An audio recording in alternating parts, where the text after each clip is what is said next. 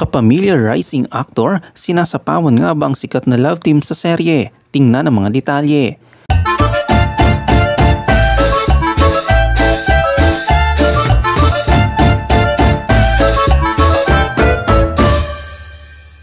Nagsalita na ang kapamilya actor na si Anthony Jennings hinggil sa isyong nasasapawan umano nila ni Maris Racal ang mga bidang sina Donnie Pangilinan at Bel Mariano sa ABS-CBN primetime series na Can't Buy Me Love. Bukod sa tambalan ni Donnie na ang Rolex Bingo at si Bel na si Caroline, tinatangkilik at sinusubaybayan din ang buong love team ni na Anthony Jennings na si Snoop at si Maris Racal na si Erin o mas kilala sa tawag na Snorin. Ngunit sa likod ng tagumpay ng serye, may fans at netizens na pinagsasabong ang Snorin at ang tambalang Tonbel sa social media.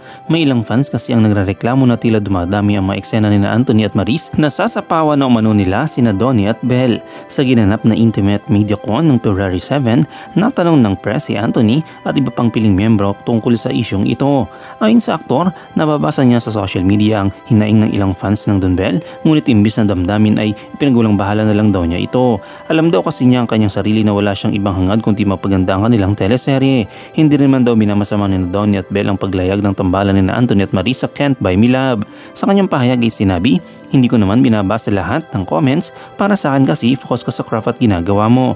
May mga narinig ako na nagsasabi sa akin ng ganun nga, pero para sa akin, sinasabi ko rin kina Donnie at Bel na huwag niyong masinin yun, magkakaibigan lang tayo dito at walang namang sapawan sa amin. Yung casuals, sila ang nagsasabi noon, pero kami mahal namin ang isa't isa. Wala kaming ganun na mabigat na pakiramdam sa isa't isa, wala kaming ganun na mabigat na feelings. Ganun naman dapat talaga, kailangan magtulungan kayo doon. Alam mo, sa isang project, hindi pwedeng isa lang gumagawa, kailangan nagtutulungan kayo. Paano mo mabubuo ang istorya kung kayo lang? Kailangan may mga connections. Ganun naman talaga, hindi mo naman talaga ma-please ang maraming tao."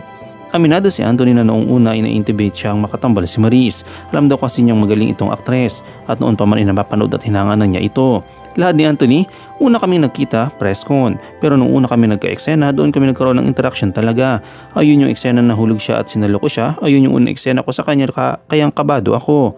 Siyempre si Maris yon, kilala ko siya. Napapanood ko na si Maris kaya napapatunan ko sa sarili ko paano ko gagawin to.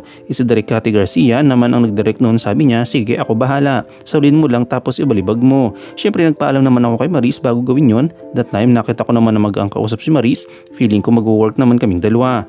After nun, sabi ko sa kanya, magkakaroon pa raw tayo ng eksena, sabi ni Direk. Excited ako, siya rin naman excited din. Natuwa na rin naman siya at sa outcome nung unang eksena namin. Nakakatuwa lang kasi si Maris magaling siya, charming, sobrang saya at sarap niyang ka-eksena, magaling siyang kabatuhan ng lines. Nape-pressure nga ako minsan kasi sabi ko hindi nagbabakil to. Sobrang nagpapasalamat lang din ako siya ang nakapartner ko dito sa Can't Buy Me Love, ang galing nag-work. Sa huli, ibinahagi rin ng kapamilya actor ang sikreto na sa unexpected chemistry na ni Maris kaya tinatangkilik sila ng mga manonood. Anong iyong komento kaugnay dito? Shoutout tayo kay Slapshot Masinda de Miguel, kay Chris Jerry Cruz at kay AB Vibes Tune.